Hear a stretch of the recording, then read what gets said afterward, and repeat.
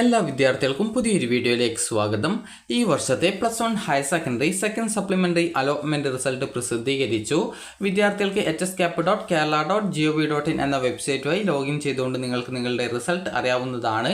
അപ്പോൾ വിദ്യാർത്ഥികൾക്ക് ഇവിടെ നിങ്ങൾക്ക് കാണാൻ സാധിക്കും കാൻഡിഡേറ്റ് ലോഗിൻ SWS എന്ന ലിങ്ക് കാണാം. ഇതിൽ ക്ലിക്ക് ചെയ്ത് വിദ്യാർത്ഥികളുടെ യൂസർ നെയിമും അതായത് യൂസർ നെയിം എന്ന് പറഞ്ഞാൽ ആപ്ലിക്കേഷൻ നമ്പറാണ്, അതുപോലെ തന്നെ പാസ്വേഡ്, അതുപോലെ തന്നെ ഏത് ജില്ലയിലേക്കാണോ അപ്ലൈ ചെയ്തിട്ടുണ്ടായിരുന്നത് ആ ഒരു ജില്ല എന്നിവ നൽകി ലോഗിൻ ചെയ്യുക.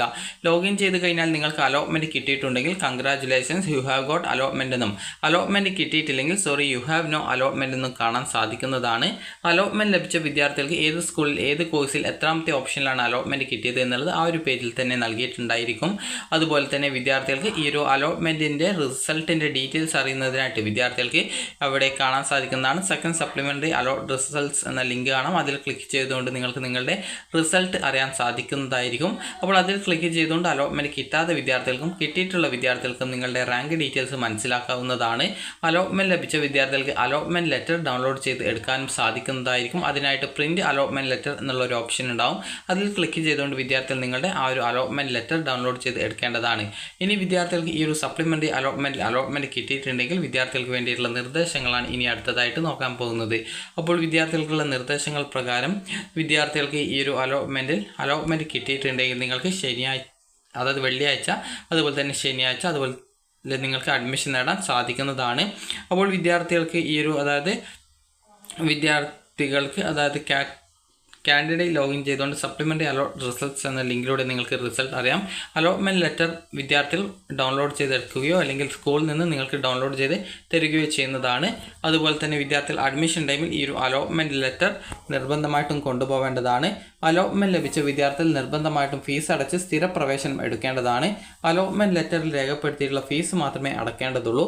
വിദ്യാർത്ഥികൾക്ക് തങ്ങൾ അപേക്ഷിച്ച ഓരോ സ്കൂളിലെയും കാറ്റഗറി തിരിച്ചുള്ള അവസാന റാങ്ക് വിവരങ്ങൾ പരിശോധിക്കാവുന്നതാണ്. അലോട്ട്മെൻറ്റ് ലഭിക്കുന്ന വിദ്യാർത്ഥികളെല്ലാം ജൂലൈ 26 രാവിലെ 10 മണി മുതൽ ജൂലൈ 29 വൈകുന്നേരം 4 മണി വരെയുള്ള സമയങ്ങളിൽ പരിധിക്കുള്ളിൽ തന്നെ സ്കൂളുകളിൽ പ്രവേശനത്തിന് ഹാജരാവേണ്ടതാണ്. അപ്പോൾ അതായത് ഇന്നും നാളെയല്ല, നാളെയും മറ്റന്നാളും, അതായത് വെള്ളിയും ശനിയാഴ്ചയുമാണ് വിദ്യാർത്ഥികൾക്കുള്ള അഡ്മിഷൻ നടക്കുന്നത്.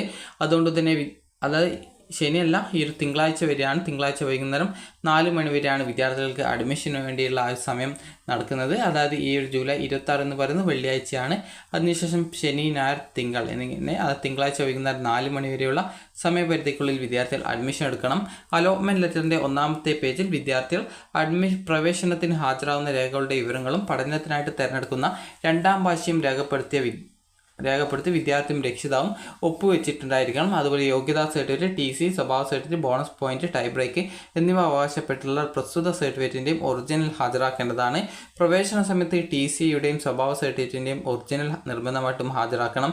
അനുബന്ധമായിട്ട് വിദ്യാർത്ഥികൾക്ക് ഇതിൽ കുറച്ച് ഡീറ്റെയിൽസ് കൊടുത്തിട്ടുണ്ട്. അതിൽ എന്തൊക്കെ ഡോക്യുമെൻറ്റ്സ് നിങ്ങൾക്ക് എക്സ്ട്രാ ആയിട്ടുണ്ടെങ്കിൽ ആ ഒരു ഡോക്യുമെൻറ്റുകളൊക്കെ എക്സ്ട്രാ ആയിട്ടുള്ള ആ ഒരു ഡോക്യുമെൻറ്റുകൾ ഏതൊക്കെയാണ് എന്നുള്ള കാര്യം വിദ്യാർത്ഥികൾ കറക്റ്റായിട്ട് നോക്കിയിട്ട് ആ ഒരു ഡോക്യുമെൻറ്റ്സ് ഒക്കെ എടുത്തുകൊണ്ട് പോയിട്ട് അഡ്മിഷൻ എടുക്കേണ്ടതാണ്. അപ്പോൾ വിദ്യാർത്ഥികൾക്ക് ഈ ഒരു വീഡിയോ ഉപകാരപ്രദമായിട്ടുണ്ടെങ്കിൽ ലൈക്ക് ചെയ്യുക, ഷെയർ ചെയ്യുക. Thank you for watching.